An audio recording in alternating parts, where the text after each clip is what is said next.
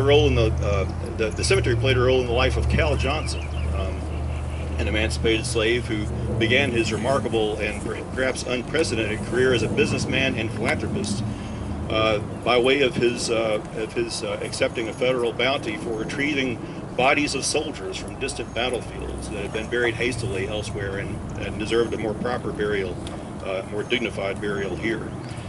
And there's a legend about this cemetery that sounds like a fairy tale, but I have every reason to believe it is true. Decoration Day, as you know, Memorial Day was known in the early decades. On Decoration Day, graves were decorated with great heaps of flowers, usually by widows of soldiers in the Union Army, what they call the GAR Auxiliary, the Grand Army of the Republic Auxiliary.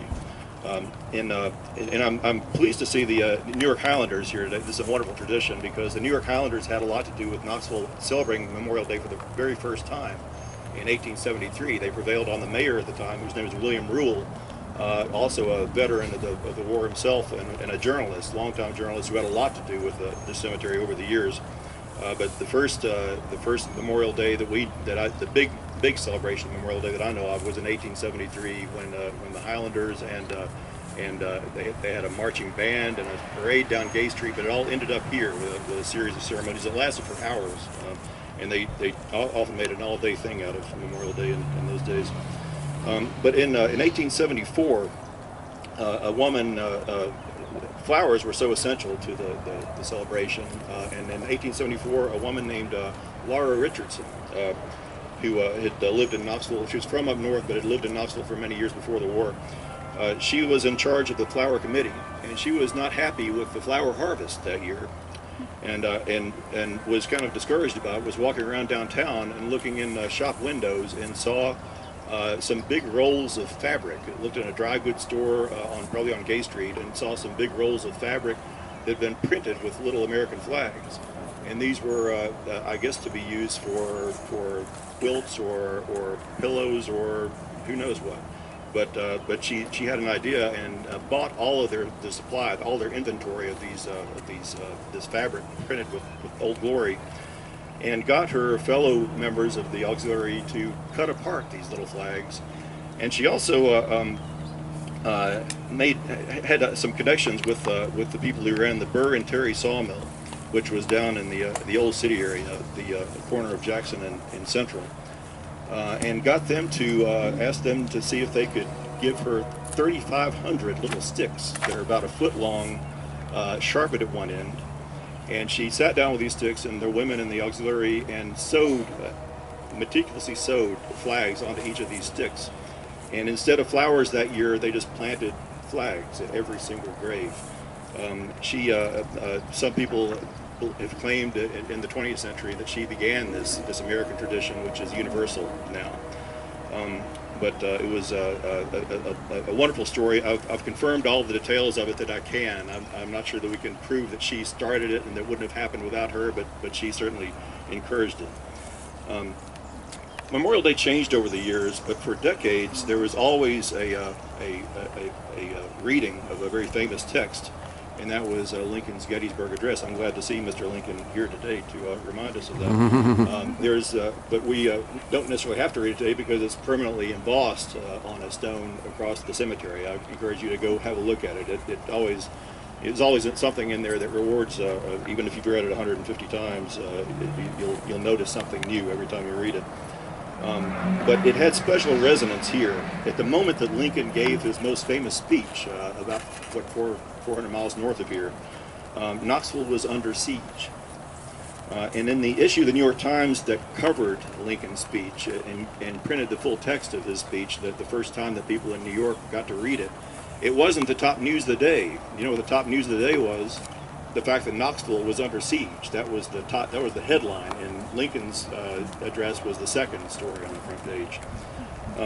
But in the main story, they said that General Sanders, who had just been freshly promoted by Lincoln, his promotion to brigadier general had just been signed by Lincoln. According to the New York Times, in that day, he was recovering from wounds, after having been wounded in the Confederate siege of Knoxville. And in fact, as Lincoln spoke of these honored dead at the Gettysburg Cemetery, General Sanders was already dead himself and was soon to be buried secretly in a churchyard downtown. For many years, this was considered just a Civil War cemetery, and in this book we have a book about the cemetery. It's called Knoxville's National Cemetery: A Short History. It is a short history, but in the book we tell the dramatic and sometimes harrowing story of this monument behind us, which was a product of 15 years of fundraising challenges, of design changes, of arguments about who to honor or whether to honor anybody in particular at all. And also the ruinous lightning bolt, the explosion in 1904 that emptied all the saloons on Gay Street and brought everybody here to come see what had happened. And they had to realize they were going to have to rebuild the cemetery. And there were still some elderly Union veterans at the time who had the wherewithal to help do it pretty quickly. But what we see now is what was built after that. The Spanish-American War, which came along in 1898, widened the cemetery's purpose. Knoxville at the time was a training place for recruits for the war, which was being fought in Cuba and the Philippines and Puerto Rico. It was, but Knoxville was a training place, and because conditions were not perfect in barracks in those days, many of the men who were recruited from different parts of the country who came to Knoxville to train for this war never got to go there because they came down with typhoid and died here in Knoxville. Dozens of them are buried in this cemetery. But after the Spanish-American War, it was no longer a cemetery for men who came from far away and died here. It was a cemetery for East Tennesseans who mostly had died far away. It was almost the opposite of what had been here, and who were brought here not because it was handy, not because it was an emergency of war, but because it had become, in its years here of being honored, it had become a place of honor, and the people who had fought in wars all over the world desired to be buried here. But anyway, our little book, which by the way, my colleague Paul James here has some copies for veterans and their families, as much as they last. We weren't sure this many people would be here either. We have, I think, 40 of them. If you don't get one today, you just get in touch with us, and we'll send you one. But our little book is really just an introduction to the long and story of the cemetery, a remarkable tale that has grown to be the story of more than 9,000 people who are buried here. And we tell just a few of their stories. Our work will not be done until all of these stories are told. Thank you very much.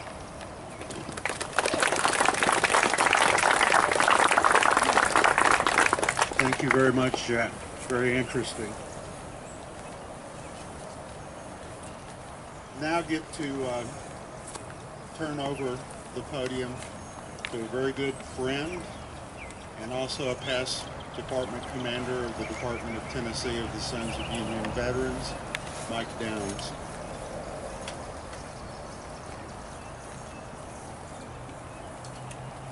My name is Mike Downs, and I'm a life member and, as David said, a past department commander for Tennessee of the Sons of the Union Veterans.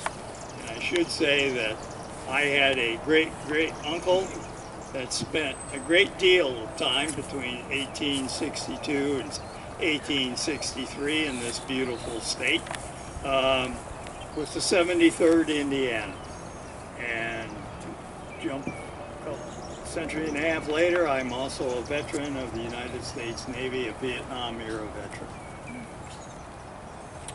The Sons are the legal descendant of the Grand Army of the Republic, which ceased to exist when the last Union Civil War veteran, Private Albert Willison, passed away in 1956. John Logan, Major General of Volunteers, Congressman, and National Commander of the Grand Army of the Republic, issued his General Order number 11 on May 5th, 1868, which declared the 30th of May as a day, and I quote, designated for the purpose of stewing with flowers or otherwise decorating the graves of comrades who died in defense of the country. Further stating that if other eyes grow dull and other hands slack, and other hearts cold in the solemn trust, I shall keep it well as long as the light and warmth of life remains in us. Today we are here in Knoxville National Cemetery to show that we do still care for our fallen comrades while celebrating their valiant life. But who was John Logan, and what was the Grand Army of the Republic? In 1860, Logan was a congressman in the House of Representatives from a district in southern Illinois. He strongly supported the Democratic senator, also from Illinois, Stephen A. Douglas, in his run for the office of president, believing that people of a state or U.S. territory should be allowed to choose by voting if they wanted slavery or not. However, with the election of Abraham Lincoln and the decision of numerous southern slave states to secede even before the inauguration of the newly elected Republican president, John Logan made the decision